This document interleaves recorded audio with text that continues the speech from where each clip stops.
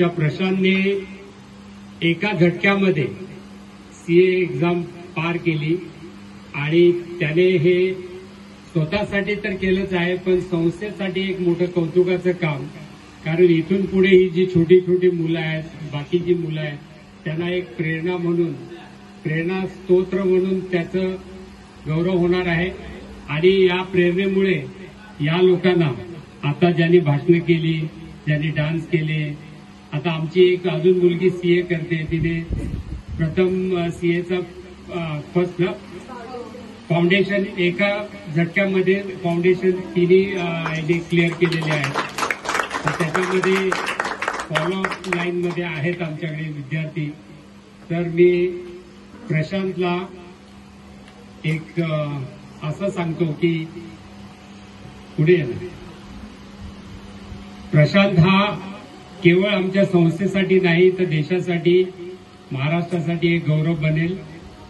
त्याने आता सीएएफ ना नाही, दुसरे आपण अमेरिकेचे करतो सीएफए ही परीक्षा तो देणार आहे. त्याची फी आम्ही भरलेली आहे आणि ती परीक्षा सुद्धा तो एका इन्स्टंटमध्ये तो क्रॅक करणार आहे. तर इंटरनॅशनल स्टेजला जायचं असेल तर परीक्षा आणि त्याचं ज्ञान इतक्या उंच पदावर गेलं पाहिजे की त्या पदाला सुद्धा त्याच्या पायापर्यंत सुद्धा चालत यावं लागलं पाहिजे. संजय, आपल्याकडून त्याचा हा छोटासा सत्कार.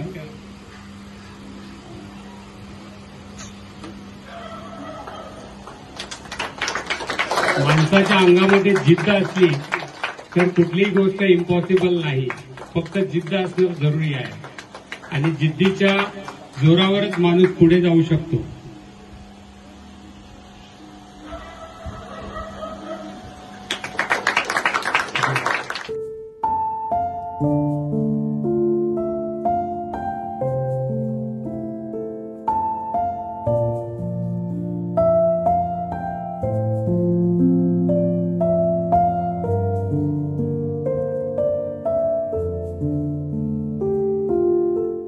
प्रशांत भालेराव एक विशेष व्यक्ती की ज्यांनी, म्हणजे माझा संबंध जास्त आला नाही, पण ज्या वेळेला मी पाहतो एक सीए झालेली व्यक्ती जर चहाचा कप सुद्धा उचलत असेल किंवा नाश्त्याची डिश तुमच्यापर्यंत पोहोचवत असेल तर हा आदर्श तुमच्यापर्यंत पाहिजे.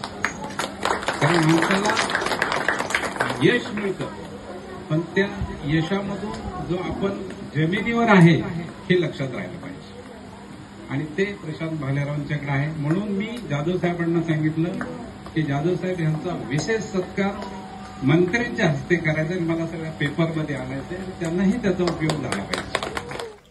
नमस्कार, माझं नाव प्रशांत गौतम भालेराव. मी नाशिकचा सिन्नर तालुक्यातील मरळ या गावातील रहिवासी आहे. माझा फॅमिली बॅकग्राऊंड असा की मी 7 ते 8 महिन्याच्या असतानाच माझे वडील एक्सपायर झालेले. तर त्यानंतर माझ्या फॅमिलीमध्ये माझी आई, माझी आजी, माझा मोठा भाऊ आणि माझी मोठी बहीण, तर असे आम्ही टोटल मिळून 5 मेंबर होतो. देन माझं शैक्षणिक 4थीपर्यंतचं आणि 10वीपर्यंतचं शिक्षण हे माझ्या गावामध्ये झालेलं. देन ते चालू असताना जेव्हा माझे वडील सोडून गेले तर आमची आर्थिक परिस्थिती बिकट होती आणि त्या काळामध्ये माझे मोठे काका रावसाहेब गोविंद भालेराव, तर यांचा आम्हाला पूर्ण आधार होता. त्यानंतर 10वीचं शिक्षण कंप्लीट झाल्यानंतर तेव्हा शिक्षण चालू असतानाच मला परिस्थितीचं भान होतं आणि मी तेव्हाच ठरवलं की काहीतरी मोठं करायचं, काही शिक्षणातून आपण काहीतरी मोठं नाव किंवा भरपूर गोष्टी साध्य करू शकतो. आणि जेव्हा 10वी कंप्लीट झाल्यानंतर बदलापूरला मला माहीत होतं की गावात जर राहिलं तर मी असं ह्या मोठा कोर्स किंवा जास्त काही फॅसिलिटी तिथे अवेलेबल नव्हत्या. म्हणून मी गाव सोडूनच बाहेर काही मुंबई ठिकाणी किंवा पुणे ठिकाणी अशा काही चांगल्या शहरात गेलो तरच आपल्याला चांगलं शिक्षण मिळेल किंवा भरपूर काही बाकीच्या फॅसिलिटी अवेलेबल असतील. म्हणून मी इकडे मुंबईला यायचं ठरवलं. तर मुंबईला मी बदलापूरला आदर्श कॉलेज इथे माझे 11वी 12वीचं कॉमर्समधनं हे शिक्षण कंप्लीट केलं. FYला असतानाच मी जेव्हा CA कोर्स करायचा होता तर त्याची जी एंट्रन्स एक्झाम असते, तर मी FYला असतानाची फर्स्ट लेवलची CA फाउंडेशन म्हणून एक्झाम होती, तर ती मी कंप्लीट केली. देन मी TY माझं जेव्हा BCom कंप्लीट झालं तर तेव्हा ही माझी CA इंटर ही जी CA कोर्समध्ये सेकंड लेवलची एक्झाम असते तर त्याची माझी तयारी चालू होती. जेव्हा माझं B.Com कंप्लीट झालं त्यानंतर मला वापस त्या एक्झामच्या तयारीसाठी मला अभ्यासासाठी शांत वातावरण किंवा तेव्हाही माझी राहण्याची सोय वगैरे मला करायची होती. तर तेव्हा असतानाच मला B.Com झाल्यानंतर तेव्हा मी शोधत होतो तेव्हा मला श्री गजानन लीला चॅरिटेबल ट्रस्ट या संस्थेबद्दल माहिती मिळाली की जी ॲक्च्युली तिचं मेन ऑफिस आपलं नवी मुंबईला नेरूळला आहे. का तिथे जे मागासवर्गीय आदिवासी असे काही गरीब मुलं आहे की त्यांच्यासाठी ते कॉलेज किंवा त्यांच्या स्कूलचं किंवा भरपूर म्हणजे ज्या पद्धतीने मदत करते त्या पद्धतीने आपली गजानन लीला चॅरिटेबल ट्रस्ट त्या मुलांना मदत करत असते. ते चालू असताना बदलापूरमध्ये त्यांचं एक 18+ उड्डाण केंद्र की याबद्दल मला माहिती मिळाली की जे 18 वर्षाच्या वरील मुलं आहेत की त्यांचे जर ते आर्थिकदृष्ट्या मागासलेले आहे किंवा त्यांचे वडील नाही किंवा सिंगल पॅरेंट आहे किंवा अजून काही त्यांची परिस्थिती नाही तर अशा मुलांना ते राहण्याची खाण्याची व बाकीच्या पद्धतीने जी फायनान्शियल किंवा कॉलेजची काही फीज वगैरे असते तर अशा पद्धतीची मदत करते. तर या गोष्टीबद्दल मला प्रशांत बडेकर यांच्या मार्फत माहिती मिळाली. देन त्यानंतर मी ॲडमिशन घेण्यासाठी 2018ला इथे आलेलो. देन त्यानंतर 2018मध्ये प्रशांत बडेकर यांनी जे जगदीश जाधव सर जे चेअरमन जे मेन जे सर आहे की ज्यांनी संस्था ऑपरेट करतात त्यांनी चालू केलेली तर त्यांच्याशी बोलून त्यांनी मला इथे राहण्याची परवानगी दिली. तर 2018-19 मी ऑलमोस्ट 1 वर्ष इथे 18+ उड्डाण केंद्र जे बदलापूरचं सेंटर आहे तर तिथे माझी राहण्याची खाण्याची व बाकी सर्व गोष्टीची मोफत सोय झालेली. तर 1 वर्ष मी ऑलमोस्ट इथे होतो आणि तेव्हा इथे असतानाच मी माझी एक्झाम पण सेंटर मी बदलापूरला घेतलेलं आणि त्या पिरियडमध्ये माझी जे CA इंटर म्हणून जी एक्झाम असते तर ती मी कंप्लीट केलेली. त्यानंतर 2 वर्ष मी कोरोनाच्या काळात गावीच होतो आणि मागच्या वर्षी जेव्हा माझा CA फायनलचा हा शेवटचा जी एक्झाम असते CA फायनल म्हणून थर्डवाली लास्ट एक्झाम तर त्याची तयारी मी चालू केलेली. बट ती तयारी चालू करताना मला वापस अशी जागा किंवा अशी वातावरण हवं होतं की जिथे एकदम शांततेचं अभ्यासाचं आणि परत राहण्यासाठी पण मला माहिती होतं की घरी जर राहिलो मी तर घरच्या वातावरणामध्ये मी एक्झाम पूर्ण तयारी बरोबर करू शकणार नाही. म्हणून मी वापस मला जसं ट्रस्टमध्ये मी गजानन लीला चॅरिटेबल ट्रस्टची आधीच मला माहिती होती तर मी वापस प्रशांत बडेकर यांच्याशी बोलणं केलं आणि त्यांच्या सरांकडून त्यांनी कन्फर्मेशन घेतलं की राहण्याच्या सोयीसाठी वगैरे. तर वापस मागच्या वर्षी मी वापस श्री गजानन लीला चॅरिटेबल ट्रस्ट आहे जी संस्था आहे आपली तर तिथे मी मागच्या वर्षी वापस ट्रस्टमध्ये आलो आणि वापस माझा जो अभ्यास चालू होता इथे माझी वापस त्यांनी न शुल्क मोफतमध्ये राहण्याची खाण्याची आणि बाकीच्या गोष्टीची सोय त्यांनी केलेली.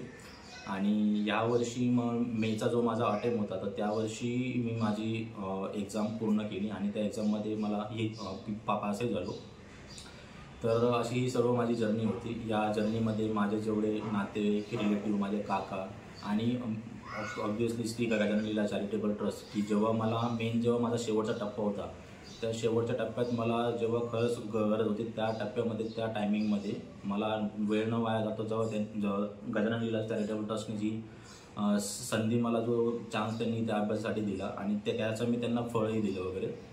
आणि असंच पुढेही जाऊन मी जशी मला सर्वांची मदत झाली आयुष्यात माझ्या कोर्स कंप्लीट करण्यासाठी माझ्या जर्नीसाठी तर यापुढे श्री गजानन लीला चॅरिटेबल ट्रस्टने जेवढं मला त्यांच्याकडनं सहकार्य मिळालं तर यानंतर पुढेही मला माझ्याकडनं जेवढं पॉसिबल होईल ते आर्थिकदृष्ट्या हो की एज्युकेशन बाबतीत किंवा जे बाकीचे मुलं ज्यांचा अभ्यास चालू त्यांना मार्गदर्शन वगैरे तर हेही मी माझ्या परीने जेवढं होईल ते मी कंप्लीट करेल.